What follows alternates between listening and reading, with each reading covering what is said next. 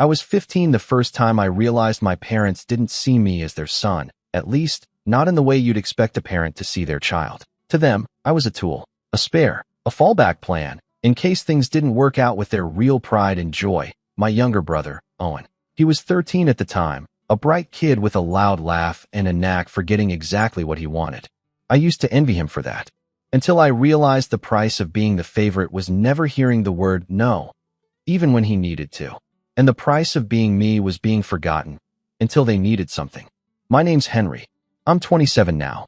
But this story, this disaster, really, starts years before that, when I packed a single duffel bag, slid out the back door, and left behind the peeling paint and echoing silence of a house that never really felt like home.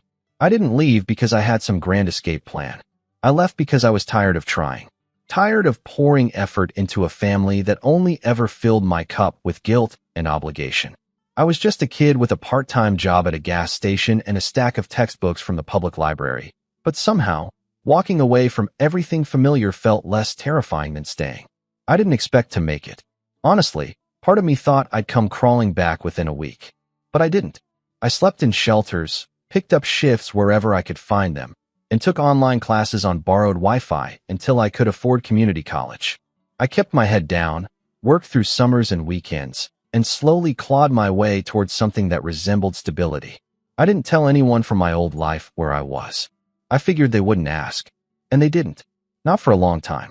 That's the part that always stings more than I care to admit. Not that I left, but that no one came looking. Not a call. Not a message. Not even a passing email to ask if I was alive. I could have been in a ditch or halfway across the country, and it wouldn't have mattered. I was a ghost the moment I stopped being useful. It's funny how silence says more than words ever could. But life went on. I got a job in tech after graduation, landed a decent role at a startup that later got bought out, and saved everything I could. I wasn't rich, not by Bay Area standards, but I was doing all right. I lived modestly. No flashy car. No designer clothes. Just a quiet little two-bedroom house on the edge of town with a mortgage I'd finally paid down enough to breathe. It wasn't much, but it was mine. Every square foot, every light fixture, every screw in the drywall was something I'd earned. Alone. Then, out of nowhere, they called. I remember the number flashing on my screen. Unfamiliar, but vaguely familiar. Like the ghost of a memory you can't quite place. I let it go to voicemail. I stared at the little notification bubble for a full hour before I worked up the nerve to play it. Henry, this is your father. We need to talk. It's about Owen. That was it. No hello. No how are you. Just straight to business. I played it twice, just to make sure I wasn't imagining the iciness in his voice. It had been over a decade since I'd heard from them, and the first thing they said was, "We need to talk." Not, "We missed you." Not, "We're sorry." Not even a basic, "Are you okay?" I should have deleted it. Should have blocked the number and moved on like I always had. But some pathetic, wounded part of me wanted to know what they could possibly want after all this time. So I called back. "Henry," my dad said, as if he was picking up a conversation we'd only just paused. "Glad you called. Look, I'll get straight to it. Your brother's going through a rough patch." I didn't say anything. Just let the silence stretch. He's had some setbacks. Dropped out of college. Lost his job. Couple of bad decisions. Nothing serious. But he needs a fresh start. A clean slate. My stomach tightened. I already knew where this was going. I could hear it in his tone. That edge of expectation, like a knife being slowly unsheathed. "We know you've done well for yourself," he continued. "Your mother and I talked it over, and we think it's only fair that you help. Family supports each other, right?" I almost laughed. Not because it was funny, because it was so absurd it was practically surreal. "You want me to what exactly?" I said slowly. "Well, Owen's staying with us for now, but we were thinking, maybe you could give him a portion of what you have. Help him buy a place. Get on his feet. Half, maybe. You've got your house, your career. He deserves a chance too." I was quiet for a beat too long, and my dad jumped in again. "It's not like we're asking for much. Just a fair split. You're both our sons." That word, fair, rang in my ears like a siren. Fair. Like it was fair when they told me I was on my own at 15.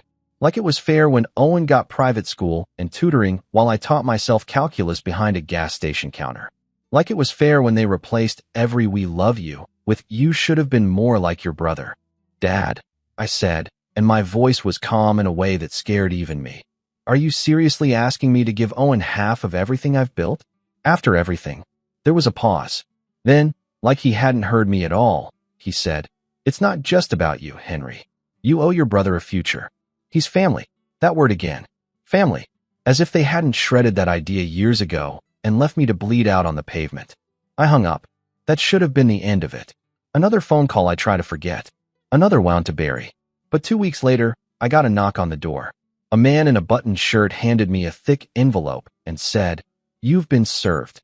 I opened it, hands shaking, and felt the world tilt beneath me. It was a civil claim, filed by my parents. On behalf of Owen. They were suing me. Their argument? That as his older brother, someone who'd benefited from family support and emotional labor, I nearly choked on that part. I was morally and financially obligated to provide Owen with half my assets. They cited familial expectation, unfair enrichment, and intentional alienation. It would have been laughable if it wasn't so utterly deranged. But the worst part wasn't the papers. It wasn't the legal jargon or the nerve of it all. It was the attached statement from Owen. Typed. Signed. I believe my brother has a duty to share what he has. Our parents always said we'd be equals. I trusted that.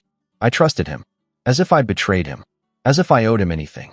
I sat on my porch for hours after that, the envelope limp in my lap, my coffee gone cold beside me. I thought of every night I spent hungry, every shift I took to afford books, every time I'd sat in the back row of a lecture hall with secondhand clothes and dollar store pens while Owen got new backpacks and name-brand shoes and a ride to school every morning. And now they wanted half. That was the moment something inside me shifted. Hardened. Because if they were going to drag me into court and paint me as the villain, then I was going to make sure they regretted ever putting my name in their mouths. But I wasn't going to yell. I wasn't going to beg. I wasn't going to explain myself. No, I was going to show them exactly who I'd become without them. And I had a plan. I just needed to wait for the right moment to strike. And that moment? It came the day I walked into the courtroom, sat alone at my table, and saw their faces when the judge asked if the defendant had prepared a closing statement. I stood. I cleared my throat. And I read every word I'd written. That was the moment their faces turned pale. That was the moment Owen stopped looking me in the eye. But I'm getting ahead of myself. Let me tell you what happened first. Let me show you exactly how far they went, and how I made sure they'd never forget it. They say you can't miss what you never had. But that's a lie. Because even after all these years, after everything I'd survived and built on my own, there was still a small, aching part of me that longed for a family that cared. Not a perfect one. Not even a good one. Just one that acknowledged I existed beyond what I could provide. I guess that's what made the betrayal sting more than I thought it would. Not just because of what they were doing, but because of who they still saw me as. A wallet. A workhorse. A backup plan. The days after the lawsuit was filed felt like walking through molasses. I wasn't panicking, not outwardly, but I couldn't focus on anything. My work performance dipped. I barely touched my food. I started checking my locks twice a night. Not because I was scared of them showing up, but because I felt violated, invaded. My sanctuary, my home, the one thing I had truly earned, was suddenly under siege by the very people who'd abandoned me. I didn't respond to the claim right away. I waited, watched, tried to see if it was some kind of bluff, a twisted scare tactic. Maybe they'd come to their senses. Maybe they'd realize how insane it all sounded. But a week later, I got another envelope, this time from their attorney. A formal notice of the hearing date, accompanied by documentation to support their case. Emails, texts, photos of our childhood, school report cards, even a single, blurry picture of me standing next to Owen at some backyard barbecue when we were kids, like it proved we'd been close. Like it meant anything. I read every page, and with every sentence, every manipulative half-truth, my blood pressure rose a little more. They had rewritten our entire history. I wasn't the kid who ran away because he was abandoned. I was the ungrateful son who cut off contact. Owen wasn't the golden child who coasted through life. He was the misguided little brother who'd always looked up to me. My parents? Oh, they were saints. Heartbroken. Always hoping I'd come back. Always waiting with open arms. Except they never once tried to find me. Never once asked why I left. Never once reached out. Not until it became convenient for them. It wasn't just insulting. It was dangerous. They were crafting a narrative that made me look like a cold, selfish adult who'd simply gotten lucky and decided to hoard it. And Owen, poor Owen, the victim of an emotionally distant older brother who had the means to help and simply refused. I wanted to scream, but instead I wrote. I started keeping a journal, at first just to organize my thoughts for court, but it quickly became more than that. A lifeline, a mirror, a reminder that I wasn't crazy. I filled page after page with memories. Real ones. Sharp, detailed, painful. Like the time I'd asked for new shoes in 9th grade because mine had holes, and my mom said, maybe if you didn't drag your feet so much, they'd last longer. Then, 3 days later, they bought Owen a pair of Jordans for doing well on his math quiz. For my 16th birthday, I'd saved up to buy myself a small ice cream cake. Left it in the freezer, planning to eat it after my shift. I came home to find it half-eaten, with Owen's name carved into it in frosting. I figured you bought it for the family, my mom had said with a shrug when I confronted her. It's not a big deal. Except it was. Every small thing added up. Every dismissal, every silent shrug, every time they made me feel like an afterthought. It had all been groundwork for this moment. And now that I was no longer a quiet, invisible kid, but a man with something they wanted, they were rewriting it all. That was the breaking point. Not the lawsuit itself. Not even Owen's signed statement. It was the realization that they still didn't see me. Not really. They saw a resource, a missed opportunity, a safety net. But never Henry. Not the son who slept on benches between shifts. Not the teenager who carried 2 jobs and still showed up to night classes. Not the man who taught himself how to fix plumbing because he couldn't afford to call someone when his rental bathroom flooded. They saw what I had, not how I got it. And that's when I decided I wouldn't just defend myself. I'd make this hurt. Not out of spite. Not even out of revenge.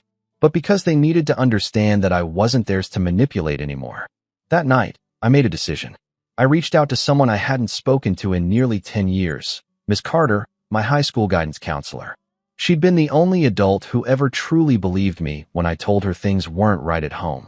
The one who pulled strings to get me meal vouchers when I was couch surfing. Who slipped me bus passes without making a scene. Who printed college applications for me behind the library desk and let me use the office phone to call shelters. I found her email through the school district site and sent a message I thought would go unanswered. But 2 days later, I got a reply. Henry, I never forgot about you. Call me. We spoke for an hour. By the end of it, she'd agreed to write a statement. Sworn. Signed. Dated. A full account of my final year in school. What I'd been through. What she'd witnessed. The time she tried to contact my parents, and they brushed her off. The teachers who pooled money to buy me a cap and gown for graduation. The time she found me asleep in the school supply closet because I hadn't had anywhere else to go. It wasn't just a character statement. It was proof. Proof that they hadn't supported me.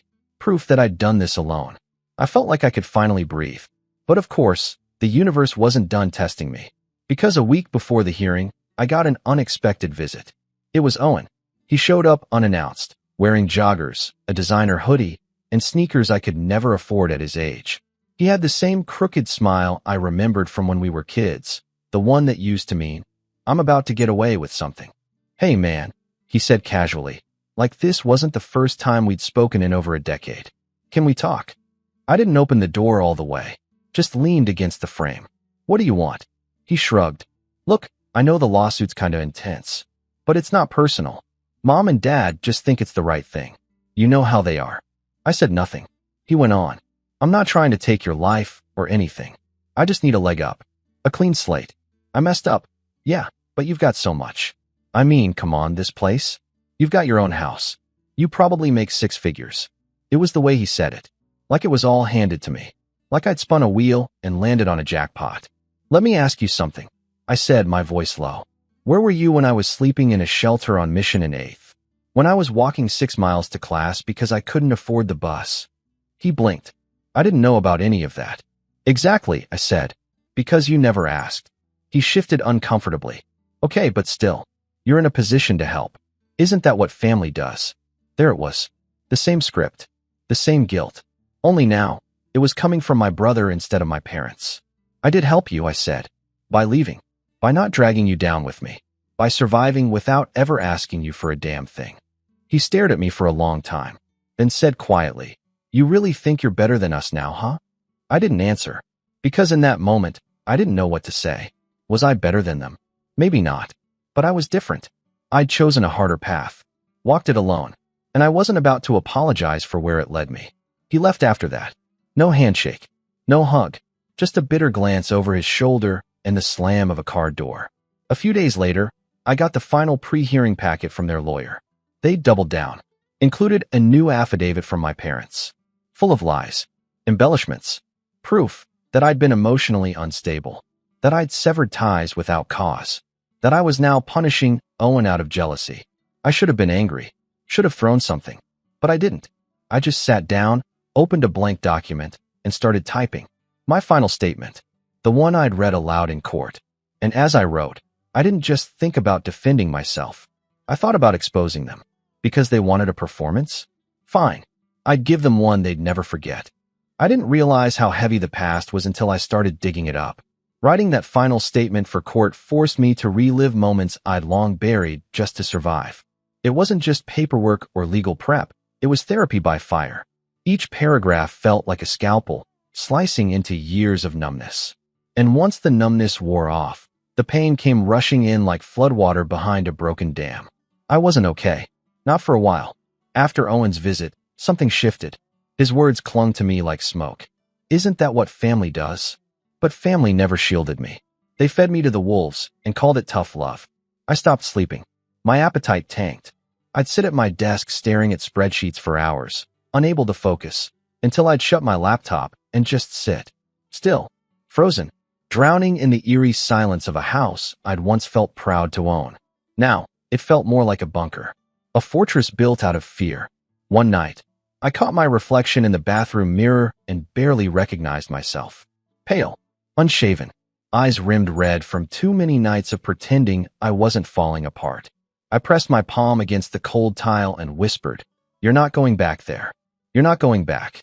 But I felt like I already had. The emotional toll of the lawsuit was worse than I ever expected. Because it wasn't just a legal matter, it was my childhood on trial. And I didn't have a family standing behind me. No support system. No Sunday dinners. No concerned aunt or warm cousin or godparent offering to testify. Just me. Again, I tried calling a therapist, but their earliest available slot was 4 weeks out. I considered canceling, but something told me to hold on. Instead, I went to the park near my old college campus.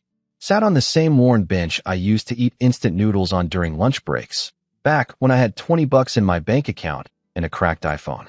I looked around at the students passing by, backpacks slung over shoulders, eyes full of stress and ambition.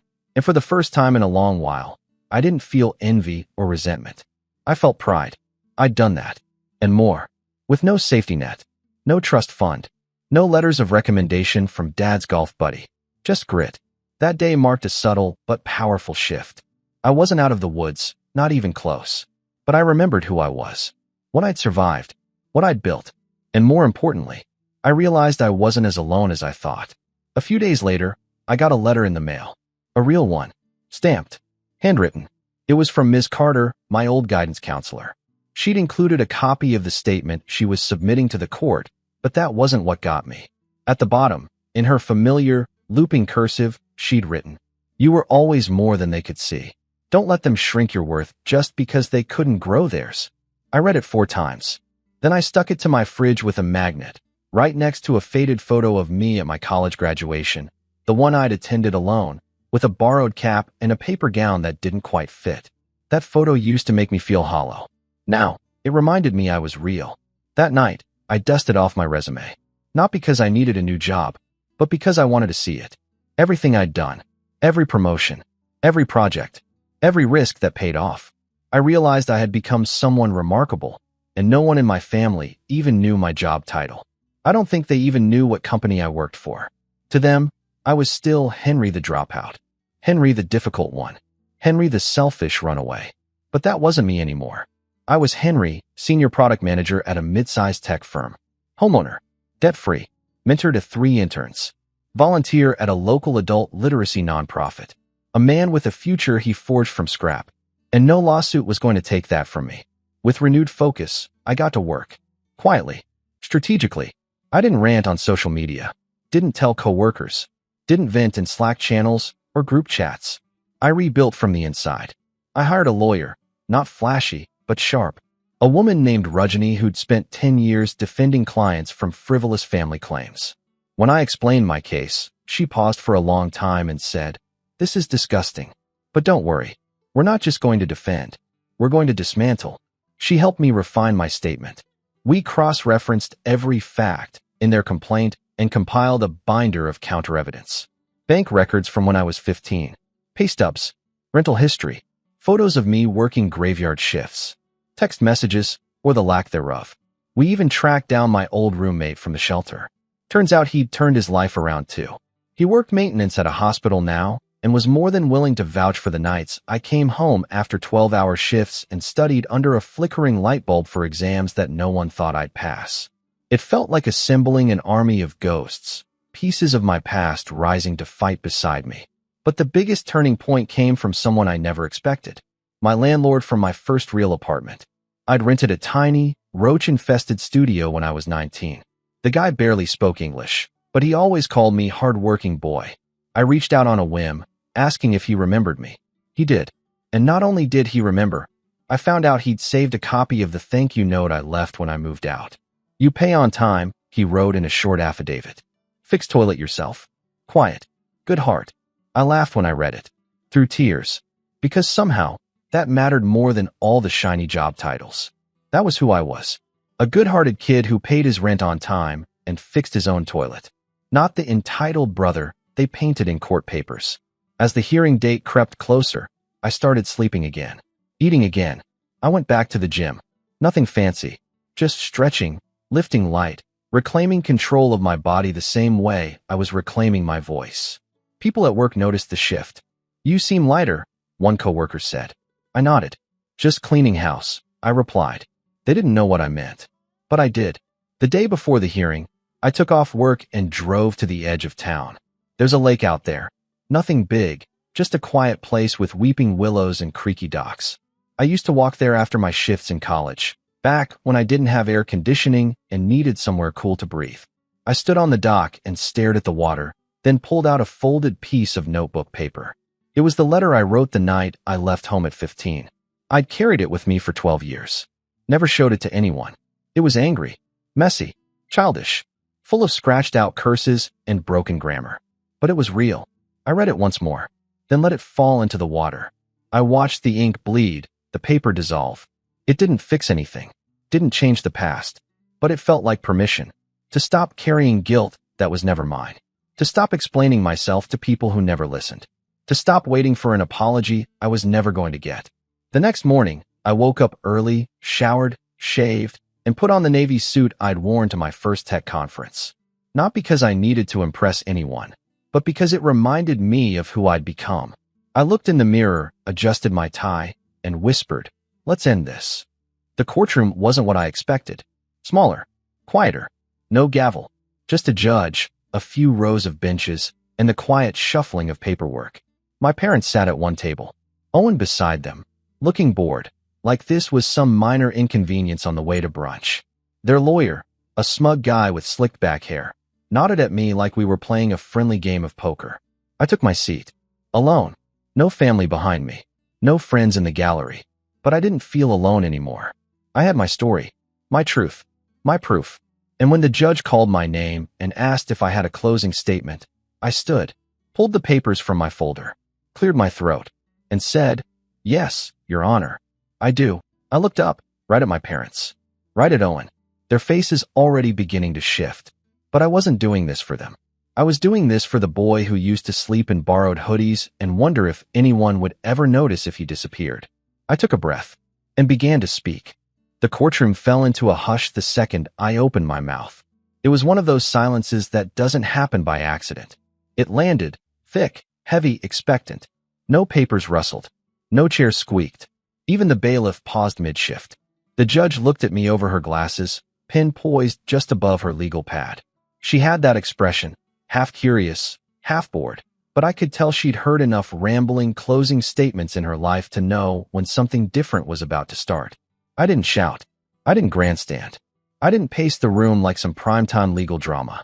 I just stood behind the little table, my hands resting lightly on the edge, and spoke clearly. "My name is Henry Marshall. I'm 27 years old. I own a home. I have a steady job, no criminal record, and zero debt.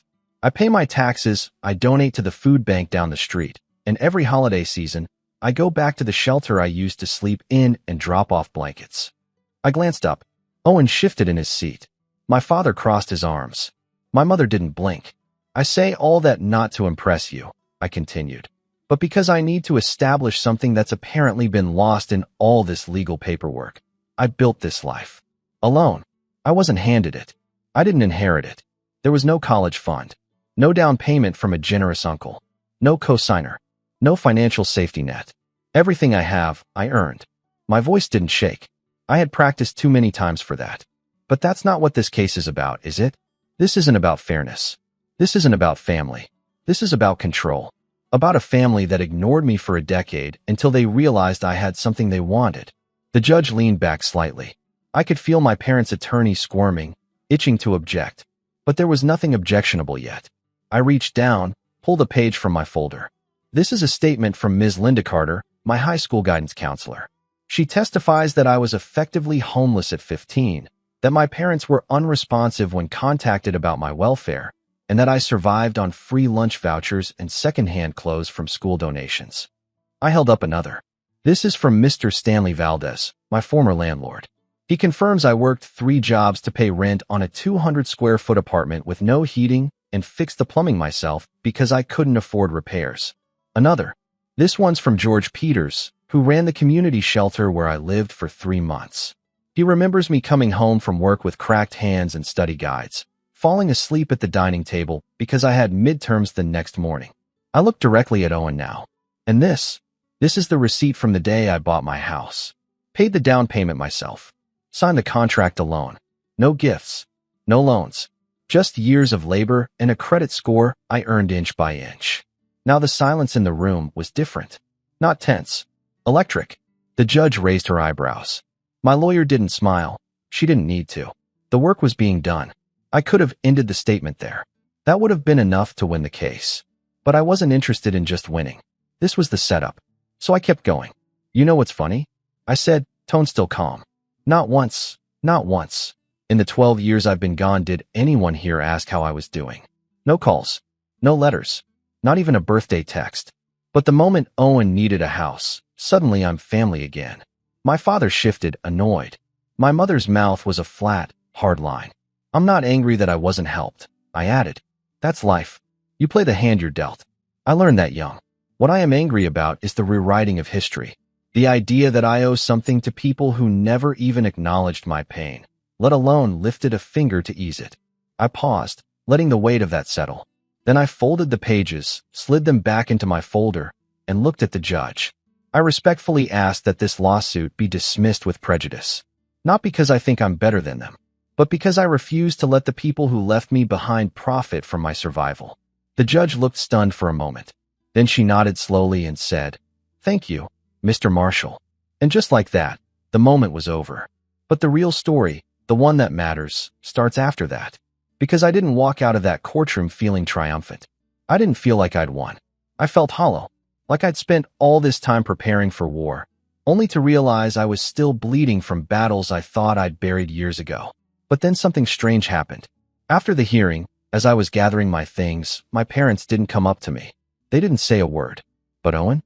He stood by the exit, staring at the floor, hands jammed into his pockets. When I passed him, he mumbled, "You didn't have to do that." I stopped, slowly turned toward him. Didn't have to do what? Defend myself from being sued by my own brother. His jaw clenched. I just meant, you made me look like a fool. I stared at him for a long moment, then said softly, "No, Owen, you made yourself look like a fool. I just stopped covering for you." And then I left. I thought that would be the end of it. I thought they'd slink off and stew in silence. But 3 days later, I got an email. Not from Owen. Not from my parents. From their lawyer. It was cold. Clinical. A single sentence stood out. "Please be advised your family intends to appeal." I stared at the screen for nearly 5 minutes. Then I laughed. Not bitterly. Not hysterically. Just laughed. Because it was absurd. They were still trying to dig. Still trying to claim something that didn't belong to them. And that's when I knew. Defending myself wasn't enough. I had to end this. For good. But to do that, I needed leverage. So I made a list. Not of people I hated. Not of things I wanted to say. A list of every loose thread my family had ever left behind. The debts they forgot. The lies they whispered. The skeletons they buried because they assumed I was too far gone to dig them up. I called in favors. Dug through public records. Searched through online databases with quiet precision. And slowly, a pattern emerged. One that went far deeper than I ever realized.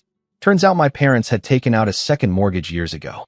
One they defaulted on and quietly rolled into a consolidation loan under my mother's name. A loan that, because of a clerical error, listed me as a co-signer. I had no idea. I was 17 at the time. That alone could have been a bombshell. But it didn't stop there. Owen, his fresh start, wasn't some recent downer. He'd burned through 3 jobs in 2 years, been evicted from 2 apartments, and had multiple credit cards maxed out under his name, plus one under an authorized user profile with my dad's account. I started compiling everything. Printouts, spreadsheets, legal documents. I cross-referenced timestamps. Contacted a consumer protection attorney. Then I filed a counterclaim. But I didn't serve it yet. No, I wanted to wait. Because timing is everything. And revenge, real, satisfying revenge, isn't just about winning. It's about making sure they know exactly why they lost. So I began setting the stage. I quietly sent an anonymous tip to a local financial blog about a potential case of parental financial fraud involving a fake co-signer. Just vague enough to pique interest. Just juicy enough to keep them digging. I booked a consultation with a forensic accountant. And I reached out to Ms. Carter again. This time not for help, but for advice. You don't have to become like them to get justice, she said. But you do have to be strategic. She was right. So I made sure every move I made was legal, airtight, and documented. And when the appeal date was finally set, I smiled. Because this time, I wasn't walking into court alone. This time, I was ready to burn it all down. On my terms. The morning of the appeal, I woke up before my alarm. I don't know if it was adrenaline or peace, but I felt, still, no anxiety, no second-guessing. Just a quiet certainty in my bones that today was the day it ended. Not just the lawsuit, but the grip my family had on my life. The invisible leash I'd been dragging behind me since the age of 15. I slipped into the same Navy suit, straightened my cuffs, smoothed my tie. But this time, I wasn't dressing for defense.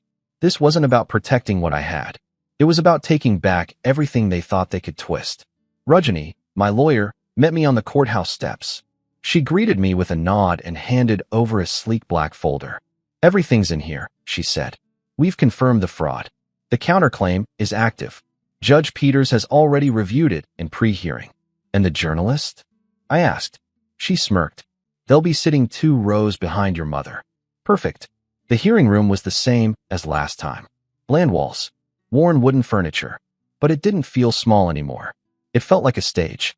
And today, the lights were pointed at them. My parents entered first, trailed by Owen. This time, there was no smug lawyer. He dropped them the moment Rajani filed the counterclaim. Apparently, he didn't sign up for financial fraud cases. The new guy was a dull-looking public defender in a wrinkled blazer who'd clearly read the case file 30 minutes before showing up. Owen didn't make eye contact with me. My father looked irritated. My mother, for the first time, looked nervous. The judge called the room to order and went straight to the appeal. Rajani stood with the grace of someone who knew she held all the cards. Your Honor, before we address the merits of the appeal, we'd like to introduce newly uncovered evidence that directly pertains to the nature of this family's financial entanglements. She passed a copy of the folder to the court clerk. The judge began flipping through it. Mr. Henry Marshall was fraudulently listed as a co-signer on a high-risk consolidation loan at the age of 17, an action facilitated by his parents without his consent or legal awareness. We have included the loan documents, expert handwriting analysis, and a notarized affidavit from a bank manager who has since confirmed the application contains forged initials. The judge stopped flipping. Forged, she repeated. Yes, Your Honor. The initials used on the document belong to Mr. Marshall, but he did not sign them. We are submitting a counterclaim of financial fraud and identity theft under Section 530.5 of the Penal Code. We are also submitting evidence of ongoing financial abuse, including the unauthorized use of Mr. Marshall's identity for utility accounts, credit lines, and medical billing. There was an audible shift in the room. The air felt different. Heavier. The kind of silence that means someone's world just started collapsing. My father turned to my mother, whispering harshly. She looked pale, her hands trembling slightly in her lap. Owen finally looked at me. I didn't smile. I didn't sneer. I just looked back. Calm. Centered. Unshaken. Because this wasn't revenge fueled by rage. It was surgical. The judge's expression hardened. I see. And have criminal charges been filed? Not yet, Rajani said smoothly. But the district attorney has been informed. We preferred to resolve this civilly, but we're fully prepared to proceed otherwise. My parents' new lawyer stood up, stammering. Your Honor, we were unaware of these details. We respectfully request a continuance. Denied, the judge snapped. You filed an appeal claiming the original verdict was based on insufficient understanding of familial obligations. And now I'm learning that the so-called family in question engaged in active financial deception. She turned her full attention on my parents. Did you or did you not list your son as a co-signer on a loan without his knowledge? My mother opened her mouth, closed it. My father said nothing. I'll take that as a yes. The judge slammed her gavel once. This appeal is denied with prejudice. Mr. Marshall's counterclaim will proceed to arbitration within 30 days. Furthermore, I'm submitting a recommendation to the district attorney's office to open a formal investigation into financial misconduct. Court is adjourned. She stood and left before anyone else could speak. And just like that, it was over. But the real fallout? That came after. The story hit the blog within the week. The journalist had been kind. Names redacted, certain details blurred, but anyone who knew my family could connect the dots. The comments were brutal. People weren't just outraged. They were disgusted. How do you sue your own kid after forging his name on a loan? They sound like leeches. Glad the judge saw through the BS. I didn't respond to any of it. I didn't need to. The court's ruling triggered a freeze on my parents' bank accounts while the arbitration process moved forward. They'd have to provide full financial disclosures. Every loan, every expense, every credit pull linked to my name. And because of the fraud findings, Rajani was confident we'd win a full financial judgment. Enough to not only remove my name from those debts, but to slap them with restitution and damages. And Owen? He tried to distance himself immediately. Sent me an email 3 days after the hearing. Said he didn't know about the forged co-signing. That he never wanted things to go this far. That he was just trying to get his life together. I didn't reply. Because the truth is, he did know. Maybe not the full details. Maybe not the paperwork. But he knew the kind of people our parents were. And he chose to ride that train anyway, right until it crashed into me. A month later, a mutual friend sent me a screenshot. Owen had tried to get hired at a local tech firm. Apparently, the hiring manager Googled him and found the blog article. His application was rejected. The friend included Owen's last message. I think my brother blacklisted me. I hadn't. I didn't need to. He'd done it to himself. I never filed criminal charges, though I could have. Rajani said it was my call. But after the arbitration ruled in my favor, ordering my parents to pay $134,000 in damages, legal fees, and the full balance of the fraudulent loan, I let it end there. Because I didn't need them in prison. I needed them to live in the mess they made. I heard they had to sell their house to cover the debt. That they moved in with an uncle who only agreed because he hadn't heard the full story. Eventually, someone told him. They were asked to leave 3 months later. As for me, I left the city, bought a small cabin in the mountains. Quiet, peaceful, a little messy, but mine. I kept my job, still mentored interns, still donated blankets every winter. But I also started writing. Not revenge stories, not exposés, just the truth. What it means to grow up unseen, to build yourself from broken parts, to endure. Some of it got published, some of it didn't. But that didn't matter. Because for the first time in my life, I wasn't writing to be heard by them. I was writing to hear myself. Sometimes, when I sit on the porch with a cup of coffee, watching the fog roll over the hills, I think about that courtroom. That moment when the judge said, "Did you or did you not?" That was the final fracture in their version of reality. The lie they'd built for years, shattered with 5 words and a silence they couldn't fill. And I realize that was my real victory. Not the money, not the legal win, but the silence that followed. The kind where nothing else needs to be said. Because finally, they saw me. Not as a son, not as a brother, but as a man they couldn't control. And that was the day I became free. The last thing my father ever said to me was, We didn't think you'd fight back. And the last thing I said to him was, that was your first mistake.